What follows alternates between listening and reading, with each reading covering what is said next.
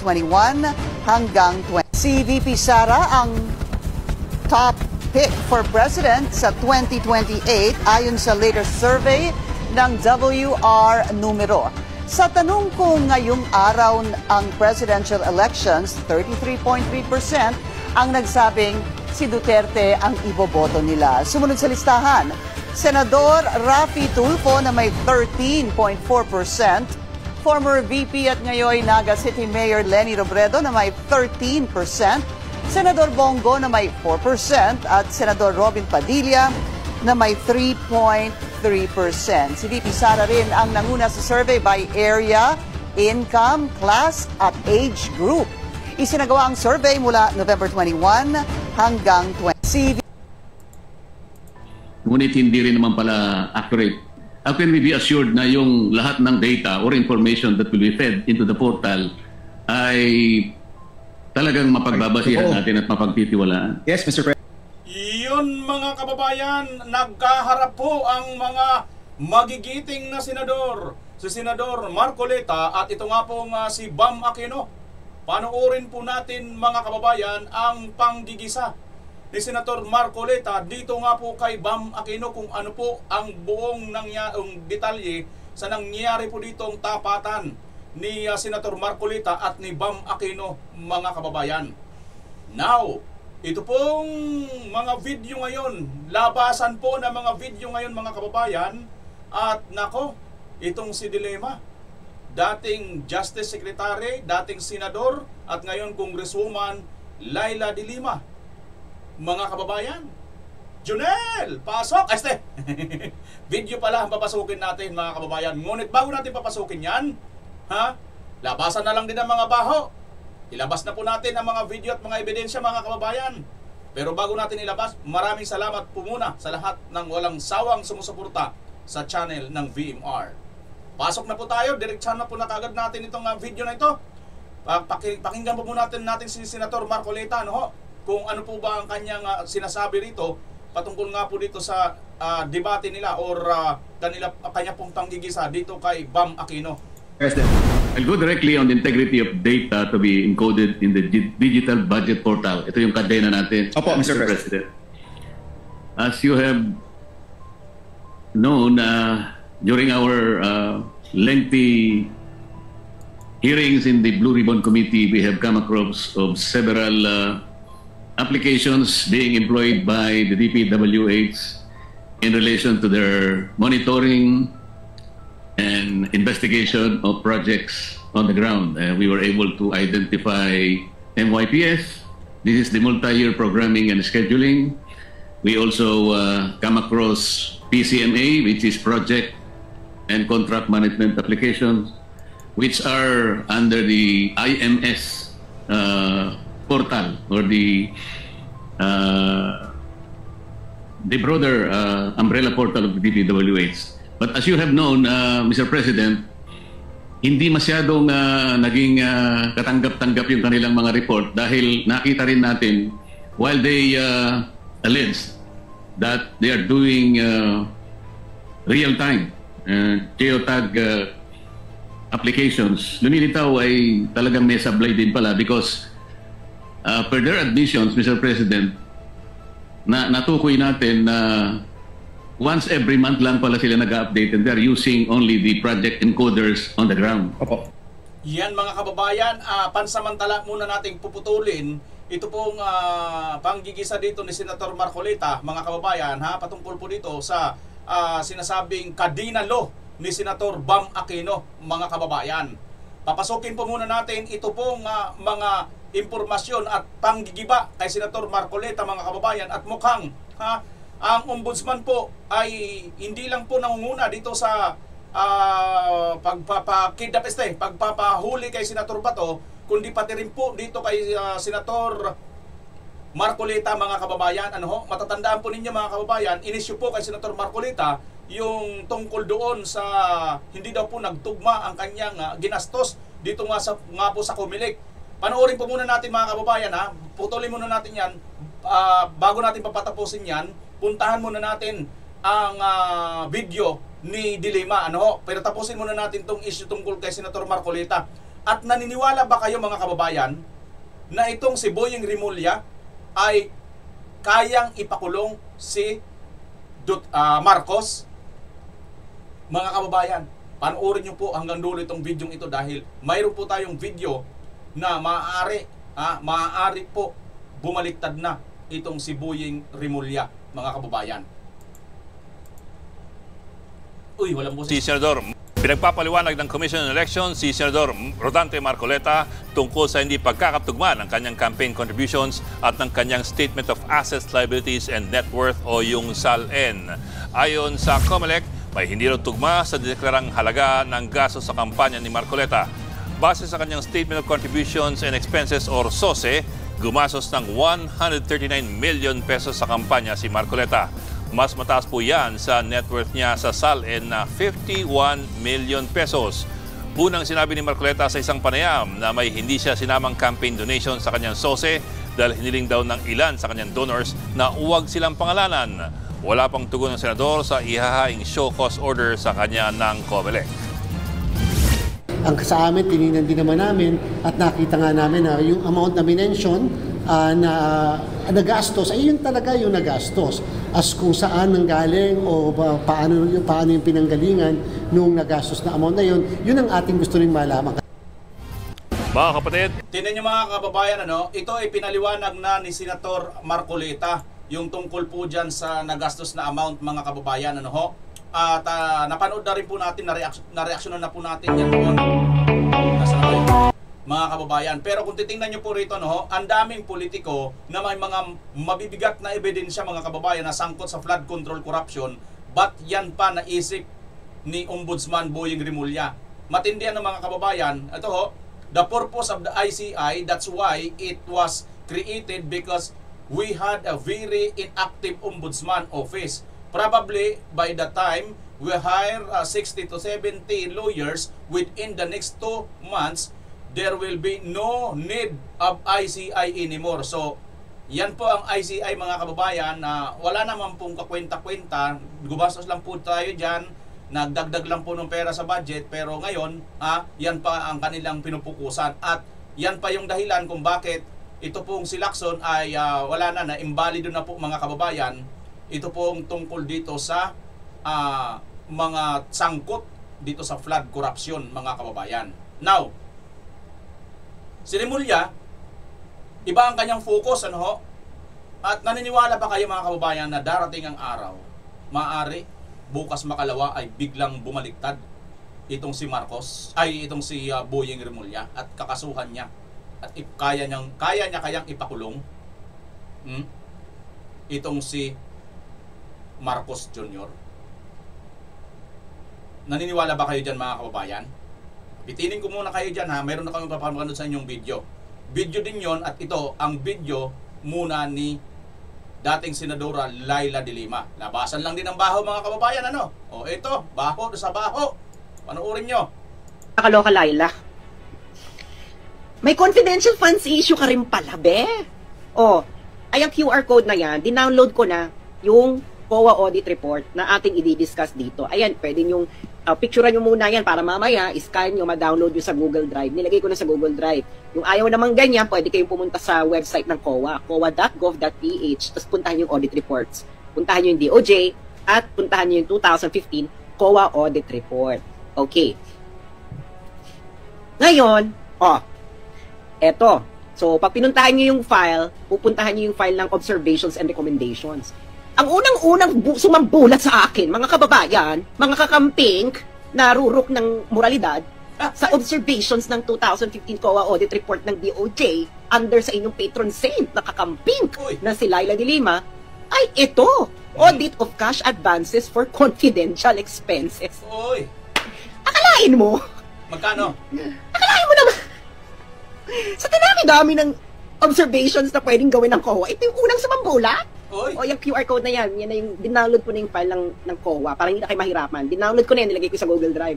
Basahin natin ito, English muna mga ka-moisters, tapos tatagalogin natin ito para maintindihan ng lahat. I-share nyo ito sa inyong mga kamag-anak nang makita nila kung paano nila sinasalaula ang utak ng sambayanang Pilipino. Okay? Share nyo sa inyong mga chat group ngayon na, sa inyong mga page, sa inyong mga Facebook groups. Okay? Basahin natin sa English muna. Disbursement vouchers.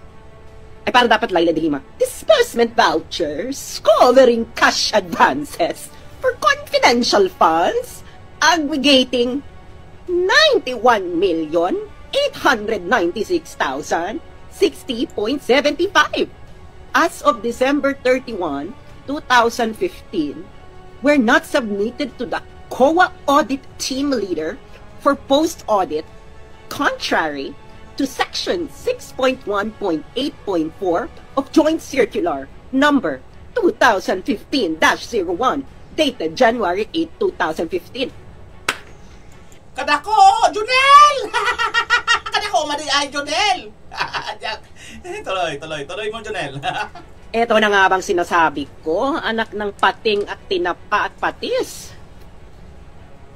Malinaw, Tagalogin natin. Okay, ano yung disbursement vouchers? Ito yung disbursement vouchers, ito yung authorization, no? Ito yung dinidiscuss nila ngayon sa Kongreso, yung disbursement vouchers. Bakit walang disbursement vouchers ito, Ruth? Nasaan si Mary Grace Piatos? Ay, putang ina. Kayo mga kakamping? Hindi na kayo nahiya sa mga balat ninyo? Hindi. 91.8 million?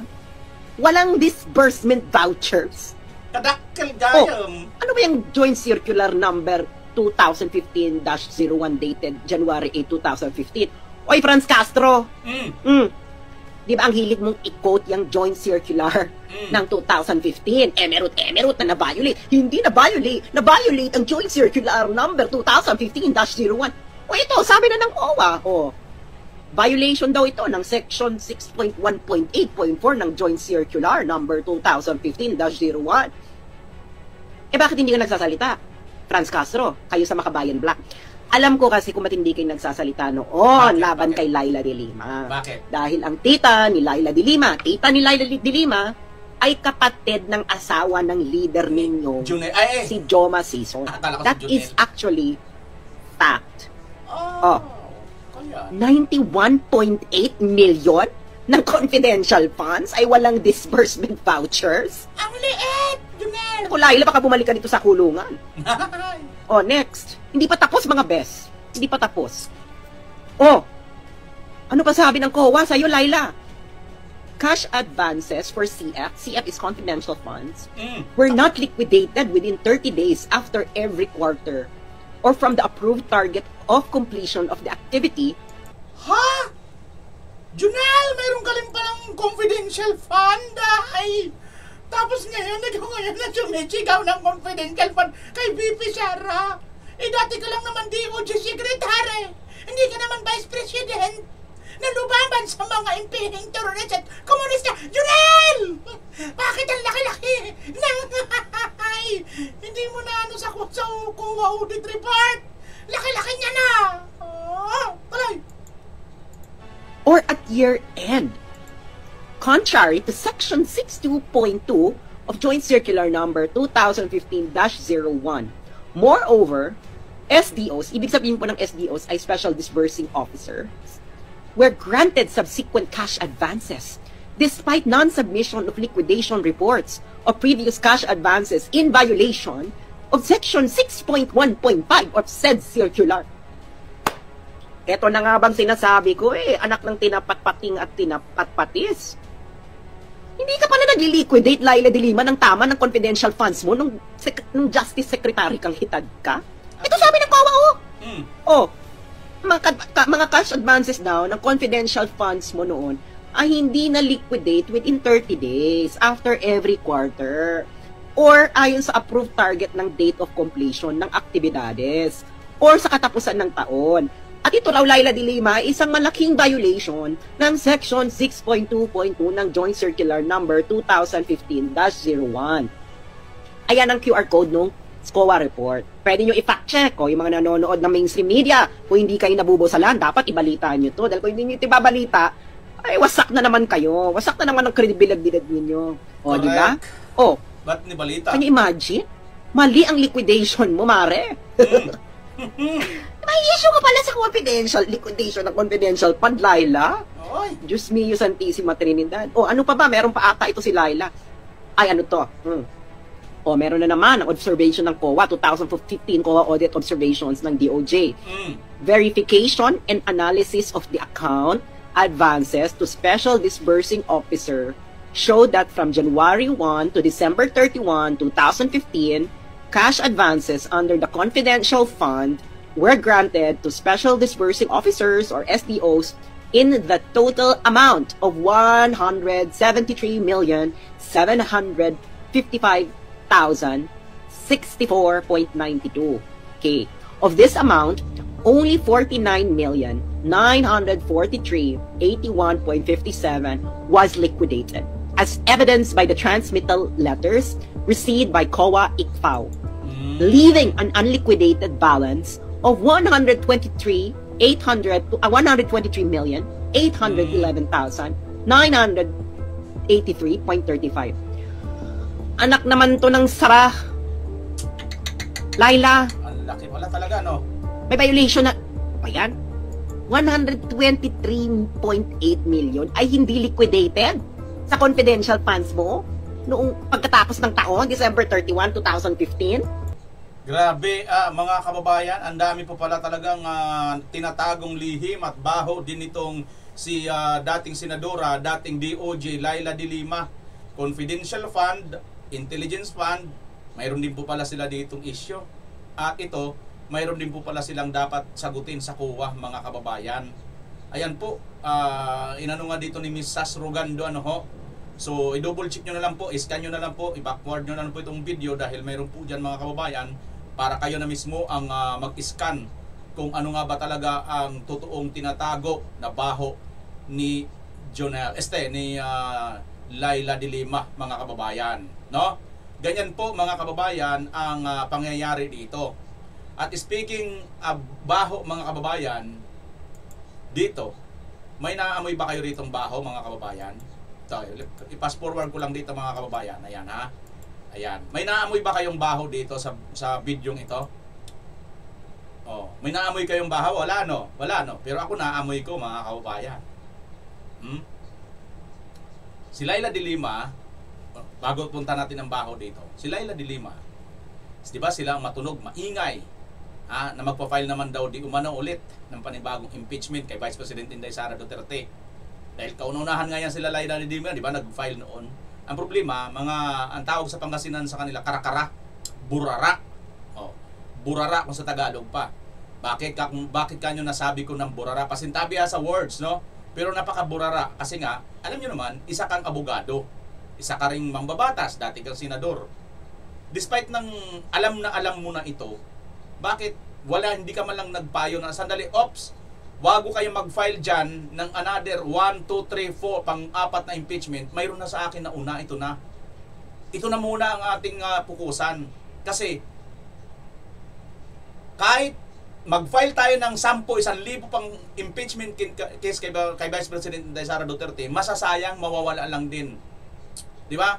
Ang effort natin. Kahit bayaran pa natin ng malalaking 150 million per congressman para pumirma lang. Hindi, ang ko lang yun, sinabi ko lang yun dun sa obserbasyon natin, binunyag ni Congressman Toby Chanco, di ba? Wala namang tumatanggi dun, mga kababayan eh.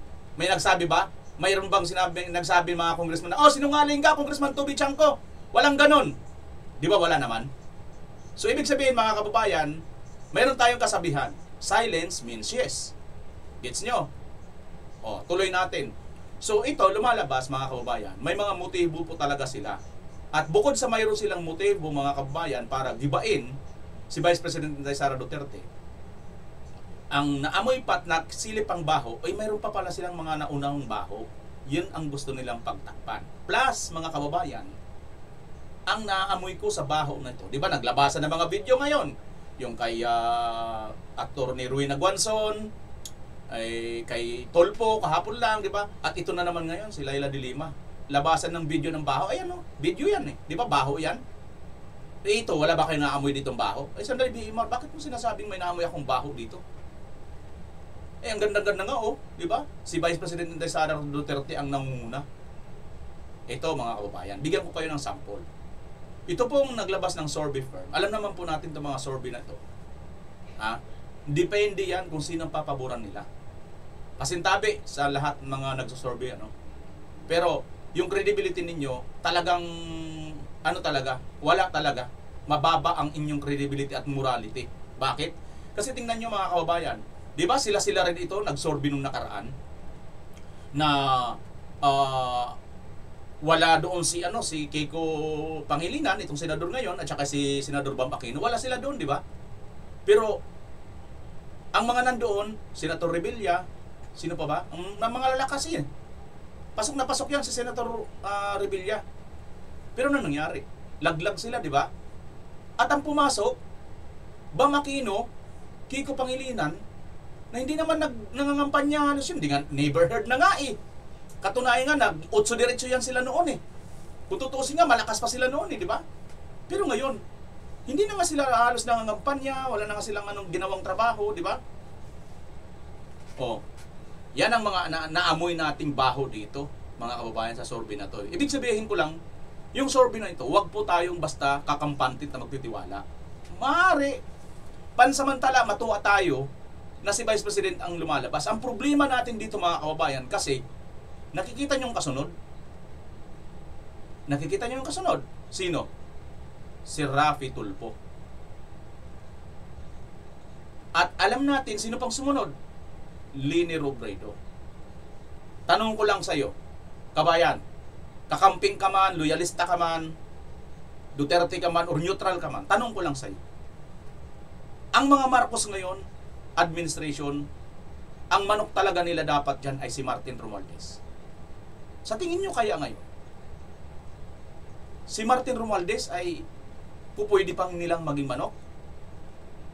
Na kung ang sagot mo hindi na, mamili ka sa dalawa, Raffy Tulfo at Leni Robredo. Sino naman sa tingin mo ngayon? Di, neutral lang na pananaw, ha? Sino sa tingin mo ngayon ang maaaring kunin, ang mas maaaring pupwede angkop sa mga Marcos? Perhaps siguro, mga kababayan, baka kahit neutral man nanonood sa akin dito, kahit basher ka man, malamang sasabihin mo kay Raffy Tulfo na sila. Tumpak, mga kababayan. Ito yung baho na sinasabi ko. At yung video kahapon, may baho yun, nangangamoy, sumisingaw. Ano yun, mga kababayan? Tandaan po ninyo sa politics, good in bad publicity, still publicity, kabayan. Manood ka. Balikan mo yung mga nakalipas na mga pangyayari. Marami ang mga congressman, senador, vice president, president, binabakbakan yan. Kahit sa showbiz. At ang gusto, lalo na po sa showbiz, mga kababayan, ang technique nila dyan, halimbawa, isang nalalaos na, or laos na artista, ang gagawin nila ngayon dyan, magpapalabas yan ngayon ng publicity. It's either bad or good. Pagka kumalat yan, lulutang, magiging trending uli ang pangalan niya. Ang naamoy kong baho dito, mga kababayan, sapagkat itong si Raffy Tulfo, hindi ko alam kung analogy mo, lahat tayo na nagbibigay lang ng ating opinion, baka magkaparehas ang ating analogy. Dahil si Raffy Tulfo, nakita po natin, bago pa siya maging senador, napakaingay, napakalakas, napaka-charismatic. Talaga naman, sumbong mo kay Tulfo, itulpo mo kay Tulfo. Talagang di ba? Mga kababayan, talagang ang galing, di ba? Ng narrative. Pero nang naging senador na, ano nang nangyari? Di ba nung nagkaroon ng investigation tungkol dyan sa PCS po ba yun? Kay milyonaryo? Ano nangyari? Natahimik, di ba? Sumunod na nakita natin, may picture na sila magkakasama, si FL Lisa, si Marcos, ang asawa ni Tulfo at saka si Tulfo. Magkasama na silang apat. Di ba may mga picture na ng ganun, na magkasama sila? Ganon din ito si Kiko Pangilinan. Di ba nung araw? Isa pa ito sa against, ipalibing ang tatay ni Marcos Jr. Di ba? Tama, hindi? Pero bago eleksyon, nakita sila, kasama si mag-asawang Shawi at saka itong si Kiko at saka naman si F. Elisa at saka si Marcos. Magka-jamming. Di ba may picture din yun? Hindi naman AI yung picture na yun, di ba? Totoo naman yun eh. So, the rest, nagkaroon na ng eleksyon.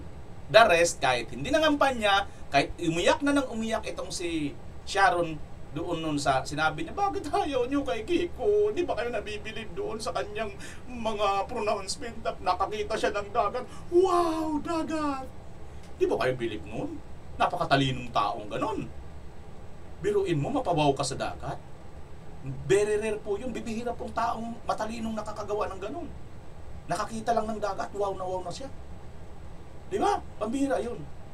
So, yun ang punto ko dito mga kababayan. Ang naamoy kong bahaw dito sa survey na ito, it's either minamind condition tayo, at ito na nga si Raffy Tulfo. Tandaan po ninyo mga kababayan, malamlam na ang pangalan ni Raffy Tulfo. Dito nga sa usapin tungkol sa hearing sa BICAM, mabuti pa ang kanyang kapatid, mayroon pang pasikat, Bindalo, di ba? Mr. Remulla. Oh, sagat naman si Remulla. Yes, sir! O, kita mo, Bindalo. Ano ibig sabihin sa Tagalog ng Bindalo? Baluktutin ang matuwid na batas. Maliwanag, tama, hindi.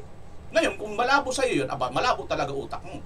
Pero sa mga maliliwanag mag-isip at maliwanag ang pandinig, alam na nila yun. Gets nyo mga kababayan? Maliwanag sa sikat ng araw, malamang sa malamang ang naamoy natin dito, ito ay publicity, magkakasama-sama.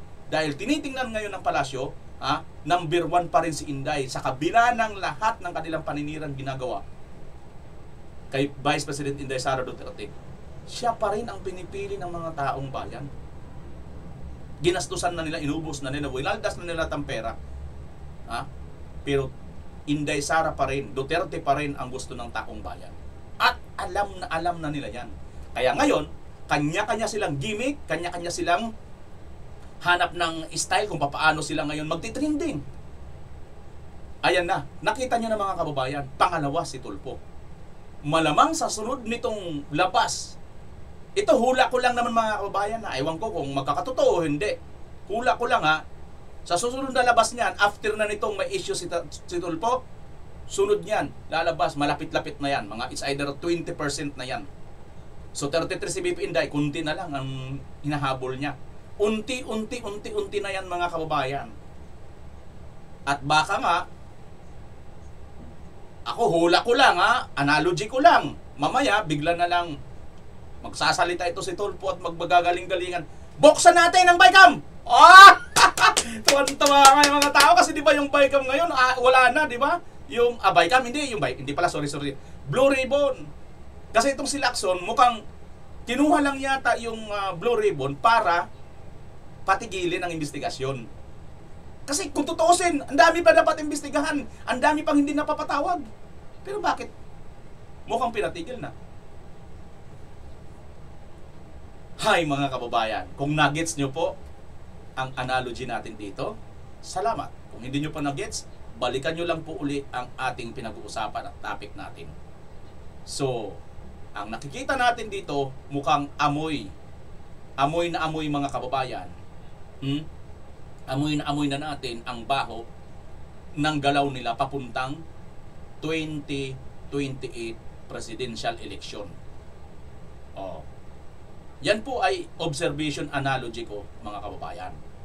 Sang-ayon kayo or hindi, it's up to you. Sunod mga kababayan, mayroon pa uli video na may nakita pa tayo isang video. Papakita ko rin po yun sa inyo mga kababayan. Pero isa-isahin natin ito. Basta tandaan po ninyo, tandaan po ninyo, lagi pong mayroon silang, ito pong mga politiko, mga artista, mayroon po silang galawang bad publicity, good publicity is still publicity. Nasa taong bayan kung paano po natin tatanggapin yan. Kamukha nito, mga kababayan. Matatanggap nyo ba ito? Nanindigan si Ombudsman Jesus Crispin Boying Remulla na nakita niya ang arrest warrant ng ICC laban kay Senator at dating PNP Chief Ronald Bato de la Rosa. Sa isang panayam, sinabi ni Remulla na una niyang nalaman ang tungkol dito mula sa kanyang dating mga kasamahan sa DOJ at sa isang tribunal liaison. Nakita niya raw ang unang pahina ng warrant sa kanyang tahanan, mga isang buwan na ang nakalipas, at nasilip niya ang buong dokumento kinabukasan. Mayroon pa raw siyang unofficial copy sa kanyang cellphone, bagaman hindi pa ito opisyal na inilalabas sa publiko. Kasama umano si De La Rosa sa kaso laban kay FPRRD na kasalukuyang detained sa The Hague, Netherlands dahil sa umano'y crimes against humanity kaugnay ng war on drugs. Pero giit ng DOJ, Foreign Affairs Department at DILG, wala pa silang natatanggap na official notice. Wala rin anunsyo mula sa Interpol para sa senador, maging opisyal na pahayag mula sa ICC tungkol dito. Sa ngayon, 3 linggo nang absent si De La Rosa sa Senado at iniugnay ito sa ICC issue. Iyan mga kababayan, naniniwala ba kayo dyan na mayroon na talagang hawak na warrant of arrest si Senator si Boying Remulla, Ombudsman? Now, kung naniniwala kayo, ang tanong, siya ba yung may authority para humawak ng warrant na ito? Diba? At bakit nasa kanya ito? Dahil dyan mga kababayan, pakinggan muna natin bago natin reaksyonan ang mga payo ng kanyang mga kasamahan. Hindi pa rin po batid na liderato ng Senado ang kinaroroonan ni Senador Ronald Bato de la Rosa na hindi dumadalo ngayon sa sesyon matapos ngang umugong na meron ng inilabas na arrest warrant ang International Criminal Court o ICC. Kaya naman, dahil dyan, may payo ang kanyang kapwa-senador. Kung ano ito, alamin sa report ni Mean Corbera. Huwag sumuko sa mga dayuhan. Yan ang payo ni Senator Robin Padilla kay Senator Ronald Bato de la Rosa sa harap yan ng ulat na ipinaaresto na rin ito ng International Criminal Court. Sabi ni Padilla hanggang ngayon, wala pa silang komunikasyon kay de la Rosa mula nang umabsent ito sa sesyon noong November 10. Pero bilang dating pulis, tiyak anyang nag-iingat ito kaya hindi nakikipag-communicate dahil posible anyang minomonitor hindi lang ang telepono nito kundi pati ang mga kasamahan sa minority bloc at mga kaalyado ni dating Pangulong Rodrigo Duterte. Naiintindihan naman daw ni Senator Erwin Tulfo bakit hindi pa nagpapakita si De La Rosa. Nasa kay Senator Bato yun. Mahirap naman pakialaman ko. Ano decision niya siguro? Sige, kung ayaw niya na lumutan. Ito, nagawa naman yun before, di ba nila? Senator Ping, di ba? Tapos they came out na lang after few years na para magpaliwanag. Siguro, yun. May biro-biroan nga si Senator Ping at saka Senator Bato raw na sino mas matagal sa ating magtago. And mahirap naman yun, I will comment na sumurrender ka na, buhay niya yun. Huli niya raw nakausap si De La Rosa bago pa man magbakasyon noong Oktubre bilang seatmate sa plenary hall. Malungkot daw siya na hindi pumapasok ang senador. Malungkot, kulang. Walang kabiruan. Pero siguro it's just trying to make sure yung kanyang safety. Sa tingin naman ng abogado ni De La Rosa na si Attorney Torion, nasa Pilipinas pa rin ang senador. Pero iginiit ng abogado na walang jurisdiksyon ng ICC laban kay De La Rosa mula nang kumalas ang Pilipinas. Wala rin anyang batas sa Pilipinas ukol sa pagsusurrender sa isang Pilipino sa mga dayuhan gaya ng ginawa kay dating Pangulong Rodrigo Duterte. Mean Corbera para... Yan mga kababayan, totoo ang sinasabi nito ni Attorney Torion. Wala pong batas na nagsasabi patungkol po dito sa pag-surrender natin sa ibang korte, mga kababayan. Yun nga yung ICC. At doon sa sinasabi ni Senator Erwin na nagtago rin si Senator Lacson, ito, bigyan ko lang kayo ng info mga kababayan kung gaano katagal si Senator Lacson nagtago. Kasi nga po may mga question dito kay Senator Bato ngayon. Dahil daw bakit absent ito si Senator Bato de la Rosa, mga kababayan. Ang tanong ko lang sa inyo. Mamaya ko itatanong yan ha. Sabi dito, si Senator Lacson po mga kababayan ay nagtago po siya ng ilang taon. Ito po. nagtago siya ng 1 taon at 2 buwan dahil sa kasong Dacer Corbito double murder case. Yan po maliwanag mga kababayan, na mayroon po siyang kasong double murder case sa Dacer Corbito at 1 taon, 2 buwan mga kababayan. Kaya ngayon, ang tanong, bakit si Senator Bato ay masyadong issue sa kanila na hindi nagpapakita ngayon? Sapagkat mayroon pong sinasabi si Boying, kampante siya na may hawak na po na ICC warrant nasa kanyang cellphone. Diba? So, ikaw man kabayan, alam naman po natin na illegal, magpapakita ka ba o hindi? Hindi, ganito. Ang tanong ko na lang dito, mas maliwanag, ganito eh. Ganito. Sa lahat po, kahit sino, mga kababayan, na naghahanap at gustong-gustong ipahuli si Senator Bato, no? Mamaya ko itanong, ito muna. Pampanood ko muna ito sa inyo kasi sumagot si Anticler eh. May sagot si Anticler dyan tungkol sa payo ni Senator Robin na huwag magpahuli sa purin o sa mga banyaga. Ang mensaheng ganyan ay nagpapakita lang ng mga taong ayaw sumunod sa batas.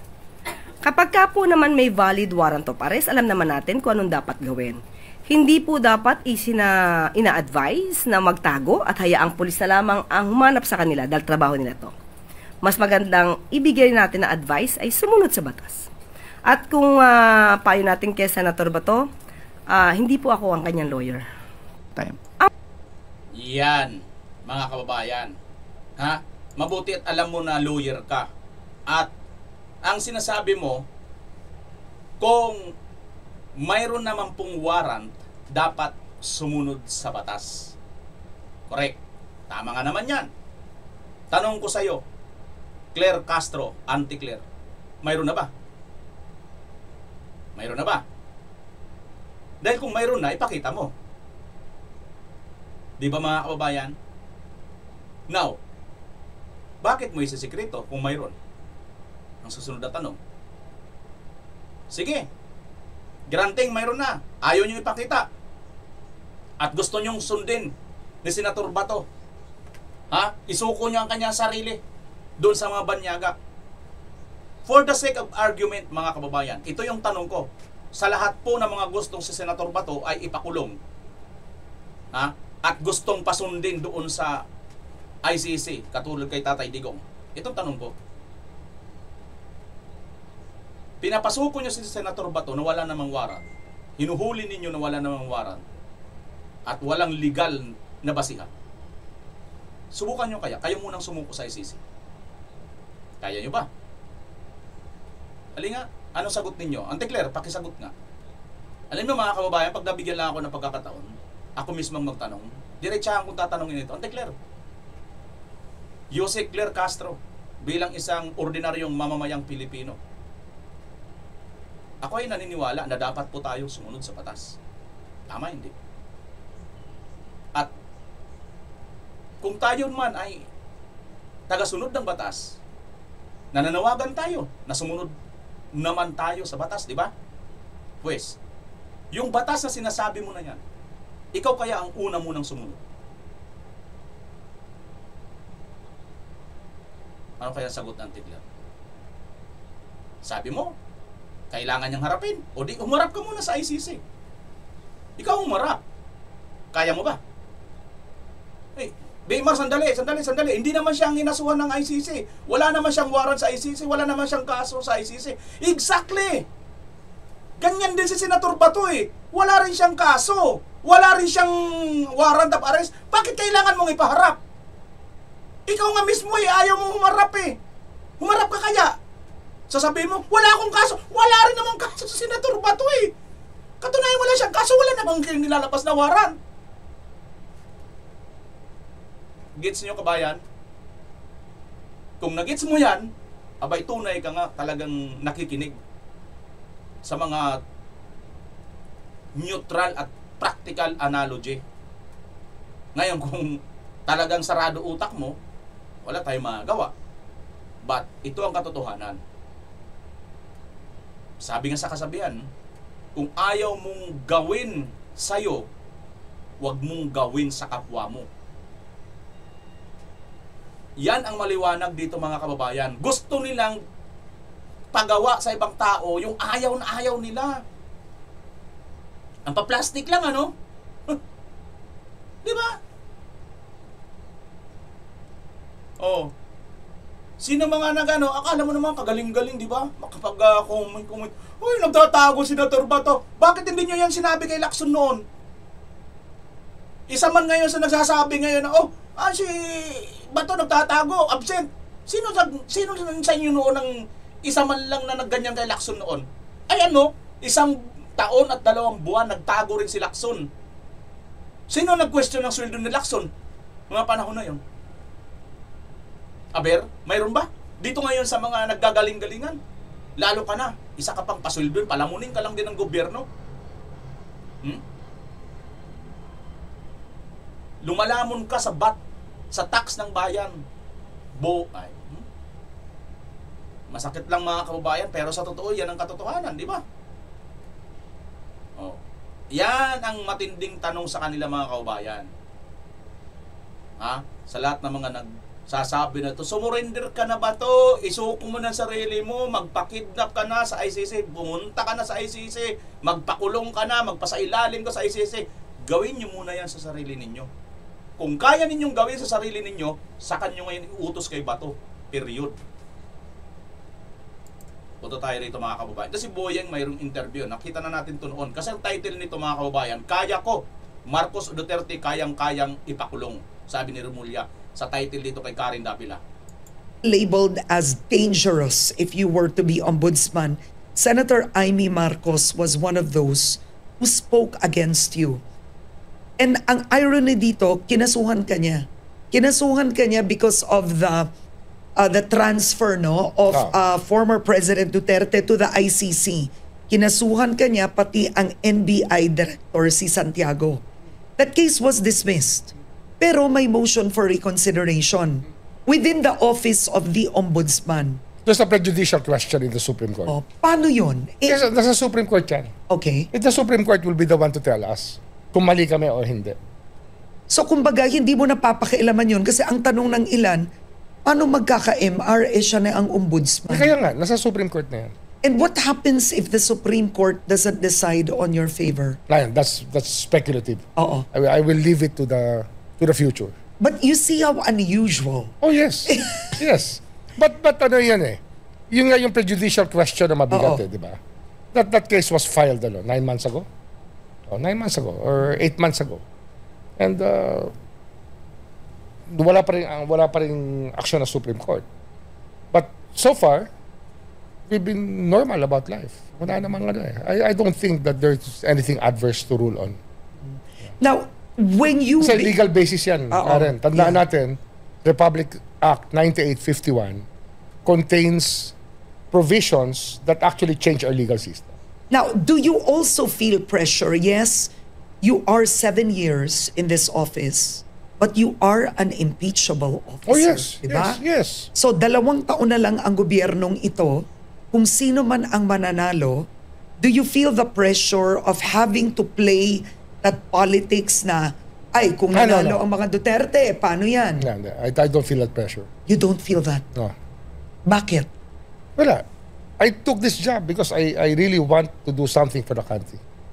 And I will live and die with that. 2 months ka pa lang. By 2026, what is the dream accomplishment of the office of the... Sorry ha mga kababayan, pero sa tingin ko, ang nakikita ko lang dito, hindi ko alam kung tugma hindi ko alam kung pwedeng ganito, pero alam ko itong si Remulla, kung sino yung nakaupo. Medyo nakikisakay. Panahon ng yung Binay noon, di ba? Binay ito noon. Sabagay, hindi naman si Binay naging presidente, pero mabango si Binay noon until nang siniraan lang nila. Di ba? Pero mga kababayan, ako, naniniwala ako, kaya ito kampante kasi alam nito yung lumaro. Kung sino nasa posisyon, nandoon to. Parang si ano lang din yan eh. Sino ba? Mga kababayan, yung kamamatay lang, huwag na natin pangalanan. Basta alam niyo na kung sinong tinutukoy ko. Ombudsman. Some convictions in 2026. Conviction? Yes. At least Sandigan Bayan level. And I would say that dapat wala nang bailable. Basta na-convict, wala nang bailable. Kahit na sabihin natin hindi life imprisonment ang sentensya. Pag na-convict ka sa graft, dapat kulong muna. After President Marcos Jr.'s term, you can investigate him for what he's done as president. That's covered by the office. Where the evidence takes us. Anong gagawa ko eh? Yan ang evidence eh. Wala naman sikreto sa ebidensya eh. Pag may ebidensya, sa parang mas matindi ba to kesa... Yari ka dito, Marcos Jr. Dahil si Ombudsman Remulla ay magiging ombudsman pa rin pagkatapos mo ng 2028. At sinasabi ni Marcos, ni Remulla dito, no, kung yan ang lalabas sa ebidensya, ay kayang-kaya kanyang imbestigahan. Wala siyang magagawa. At syempre, sure tayo mga kababayan, hindi na si Marcos Jr. ang presidente sa 2028. At malamang sa malamang, kung hindi lang nila dadayain, ito diretsahan lang po, magtutuhanan lang po tayo mga kababayan. Daya lang po ang ipapanalo nila kay Vice President Inday Sara Duterte. Period. Yun ang paniniwala ko. At yun din ang paniniwala ng mga milyon-milyong mga Pilipino. Ayan, no? Hindi po nagbabago. Wala pa pong nakapantay kay Vice President Inday Sara Duterte. Kaya nga siguro mga kababayan, di ba? Gumagawa na sila ngayon ng gimmick eh. Kunwari, naglalabas sila ng baho nito ni... Ako, sorry mga kababayan, pero ito, analogy ko lang eh. Analysis ko lang talaga yan. Palagay ko, gimmick talaga nila ito ni Tulfo eh.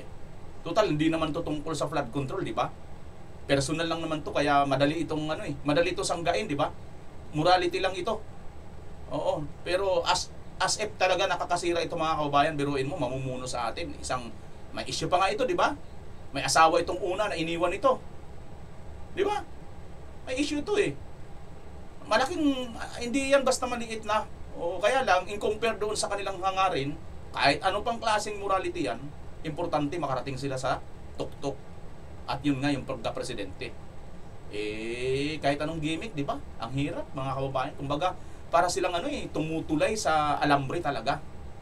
At hindi lang basta tumutulay sa alambre, talagang parang gusto pa nilang maglakad sa apoy. Para lang nila marating kung anong gusto nilang pangarap. Nakaka-wonder talaga itong mga tao na ito. At ayan na nga mga kababayan, si Boyeng dito ay nagsabi na pagdadalhin tayo ng ebidensya ay mukhang kayang-kaya niya at hindi siya mangingiming imbestigahan si Marcos Jr. Aside kung justice ang trabaho, because you told me you never dreamt of becoming a Supreme Court Justice. Never. Is this harder? I think so. Exactly. More Why? difficult, yeah. Why? Kasi ang justice may refuge sila eh. And tsaka collegial ang court eh. Yan mga kababayan, so dyan na muna natin pansamantalang putulin yan. Ito lang po ang maliwanag dito, darating ang araw na ang nakikita natin ngayon ay siyempre magkakasama pa sila at hindi pa yan magbabago until na mawala na po at wala na po sa posisyon itong si Marcos Jr. Pero maliwanag dito, balang araw, pag iba na ang presidente, iba na rin ang pananalita ni Boyeng Remulla. At inaabangan natin dito mga kababayan dahil 2028, 2 taon na lang mahigit. 2 taon na lang. Kaya ngayon, nagkukumahog na sila ngayon para magkaroon sila ng presidente na pwede naman nila hawakan sa lihim at aayon sa kanilang mga kagustuhan. Pero may awan Diyos mga kababayan. Tayo dito, sabi nga ni Tatay Digong, alam na ni Tatay Digong pagdating niya sa ICC, mahirap na laban ito. At mahabang proseso ito. Kaya nga ang pangamba lang natin, baka hindi naabutan ni Tatay Digong yung pagtatapos ng kanyang kaso eh. Hindi tayo nangangamba na makonvict si Tatay Digong kasi alam po natin inosente po si Tatay Digong. Ginawa lang niya yung nararapat at para po sa taong bayan. Nagsakripisyo po siya para sa kapakanan nating mga maliliit, yung walang kakayahan. Tayo po kasi walang kakayahan na ipaglaban po natin ang ating mga karapatan. Si Tatay Digong po ang tumayo para sa atin. Sacrificial lang siya dito. Now, ang pangamba lang natin, baka hindi niya naabutin niya. Dahil alam naman po natin, sakitin na po si Tatay Digong at may edad na. Yun lang po ang pangamba natin. Baka hindi na po niya sapitin ang kahinat na ng kanyang kaso. Pero bagamat ganon, alam po niya na matagal, mahaba, pero ginagawa niya po ito alang-alang sa atin. Ano ang ating dapat isukli kay Tatay Digong, mga kababayan? Manatili tayo, tindigan natin ang mabuti at tamang prinsipyo. Yung prinsipyo na hindi kain, tae, at kain suka. Mga kababayan, BMR Channel, pansamantalang magpapaalam. Magkita-kita tayo sa susunod na pagkakataon. Pilipinas, maraming salamat.